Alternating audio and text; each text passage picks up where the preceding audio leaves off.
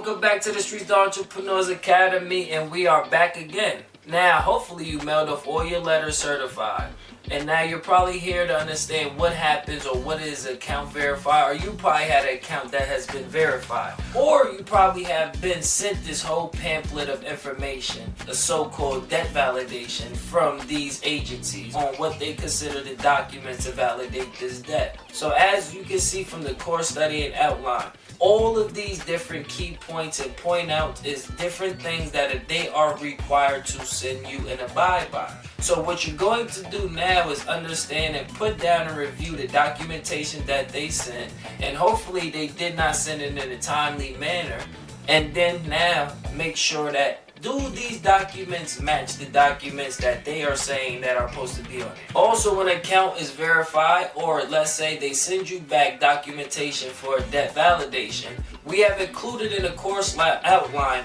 of all of the different key points that needs to be included to a validated debt, and all of this has to be documented and sent to you. And from us, and you know, like how we said, this is 2023, we have updated everything that has to be included in a debt validation. All of them key features that you're seeing in this court outline or from the screen. Let's pull it up on the screen. As you can see from the screen, from here we're going to see that from the Federal Fair Debt Collection Practices Act and the CFPB, there is different and many different things that these companies have to send you to validate the debt. The amount of the debt, the name of the creditor to who the debt is currently owed, a statement that unless the consumer within 30 days after receipt of the notice disputes the validity of the debt. Alright, let's state that again. Let's read this again. A statement that unless the consumer within 30 days after receipt of the notice disputes the validity of the debt or any portion thereof, the debt will be assumed to be valid by the debt collector. That right there is saying, right there, like how we said it before, an inaccurate and negative account is a statement. That means they have to correspond with you and notify you that there is a debt going on. And they have to give a receipt. Also, that means it comes with a rip-off tear form with all of these documents. Now, did you get this included in this debt validation letter or pamphlet that they sent you? Did you get any rip-off receipts? No. There also needs to be a statement that if the consumer notifies the debt collector in writing within the 30-day period of that debt or any portion thereof is disputed, the debt collector will obtain verification of the debt or a copy of a judgment against the consumer, and a copy of such verification of the judgment will be mailed to the consumer by the debt collector.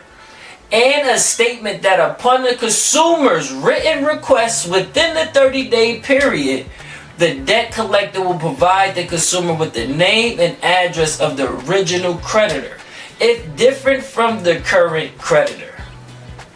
So that means, like we said before in the previous lesson and course study, they are supposed to send you all type of documentations and records of everything. Have you ever received this? That's a way to also get things corrected. We could keep going on. As you can see, initial communication, what that consists of. There's also different requirements that started in 2021 by the FDCPA also.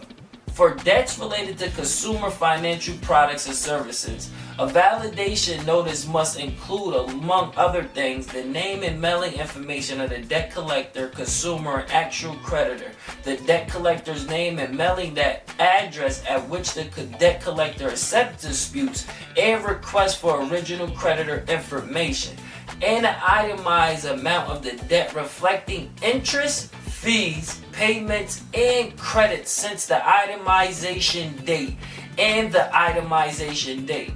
And then it goes into what itemization is. The date of the last periodic statement or written account statement or invoice that the creditor provided to the consumer. Did you receive any of that? Okay then. So, we're not even going to go too much farther to drag this out. Review that yourself, people. Understand that all of this is what they are supposed to include and correspond with you as a consumer.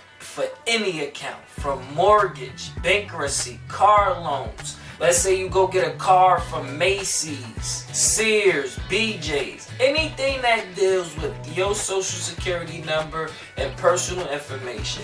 Comes a law and legal procedure on how they are supposed to correspond information with you. So that will be the conclusion for Accounts Verified and how we're now going to move forward with that.